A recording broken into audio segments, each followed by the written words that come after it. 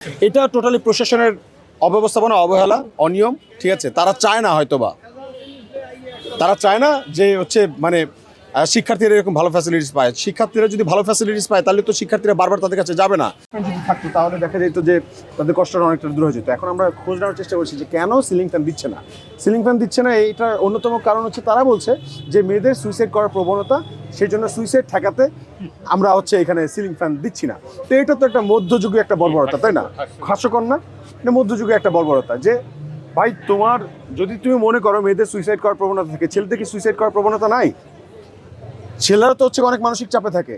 চাকরি করবে কবে, পরিবার গঠন করবে কবে, বাবা মার প্রেশার, টিউশনের প্রেশার, অমুকের প্রেশার, তমুক প্রেশার, ডিপার্টমেন্টের প্রেশার, পরীক্ষার প্রেশার, এত প্রেশার তো ওদেরও তো সুইসাইড করার প্রবণতা থাকে। অধিকাংশ শিক্ষার্থী, ছেলে শিক্ষার্থী মানে পুরুষ শিক্ষার্থীদের মানে সুইসাইড করার প্রবণতা আছে। তো এখন তাই বলে গিয়ে মানে এখন আমার মাথা ব্যথা করতেছে, আমি ওষুধ না লাগে মাথা কেটে ফেলবো? এটা কেমন ধরনের কথা? তো আমরা যেটা করতে পারি সেটা নারী শিক্ষার্থীদের জন্য ঢাকা বিশ্ববিদ্যালয়কে আমরা চাপ প্রয়োগ করতে পারি যে আপনারা যারা এরকম সুইসাইডাল থটস গ্রো করতেছে, ডিপ্রেশনে ভুগতেছে, তাদেরকে আপনারা কাউন্সিলিং করান, কাউন্সিলিং সেল গঠন করেন।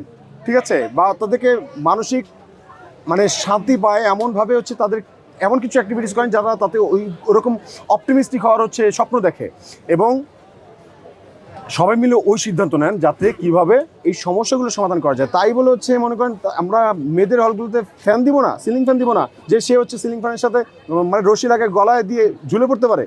এটা তো একটা বাকোয়াস। এই বাকোয়াসের কথা কিন্তু আমরা বলতে পারতাম 10টা মিনিট সময় পেলে। যদি আমরা পাস্টের কথা না বলে এই কথা যদি বলি, বাংলাদেশের মানুষ অন্তত জানলো যে রোকেয়া হলে সিলিং ফ্যান নাই, ফজিলাতুন্নেসা হলে সিলিং ফ্যান নাই, শামসুন্নাহর হলে সিলিং ফ্যান নাই। এসি তো নাই রে ভাই, টেবিল ফ্যান। আমরা বলতেছি কি যে যারা নারী শিক্ষার্থীরা আছে, আমাদের বোনরা যারা আছে, ওই মানে ফ্যানের অনবরত বাতাসে অনেককে দেখেছি তাদের কিন্তু সর্দি লেগে যায়, গরম ঠান্ডা লেগে যায়। সকালবেলা ক্লাসে যখন আসে, নাক ডোদ্দা ক্লাসে আসে, তখন এটা একটা অকওয়ার্ড সিচুয়েশন হয়, সবাই হাসাহাসি করে। তখন এইরকম যে সিচুয়েশন তৈরি হয় এটা তো আমরা দেখি ক্লাসে গেলে যে কি হচ্ছে না হচ্ছে। সো অতএব আপনাদেরকে বলবো যে এই সকল সমস্যা নিয়ে আপনারা বেশি কথা বলেন। এটা টোটালি প্রশাসনের অব্যবস্থাপনা, অবহেলা, অনিয়ম। ঠিক আছে, তারা চায় না, হয়তোবা তারা চায় না যে মানে শিক্ষার্থীরা এরকম ভালো ফ্যাসিলিটিস পায়। শিক্ষার্থীরা যদি ভালো ফ্যাসিলিটিস পায় তাহলে তো শিক্ষার্থীরা বারবার তাদের কাছে যাবে না।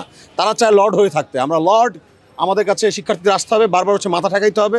ঠিক আছে, তারপর আমরা চাইলে মন চাইলে দিব না, মন চাইলে দিব না, এমন একটা টেন্ডেন্সি তাদের মধ্যে আছে। সো এই লর্ডগিরি আমাদেরকে ভাঙতে হবে। জুলাই অভ্যুত্থানের আগে পুরো ক্যাম্পাস ছাত্রলীগের নিয়ন্ত্রণে ছিল, এখন তো আসলে ছাত্রলীগ নাই, তাহলে এখন কেন এই সমস্যাগুলো সমাধান হচ্ছে?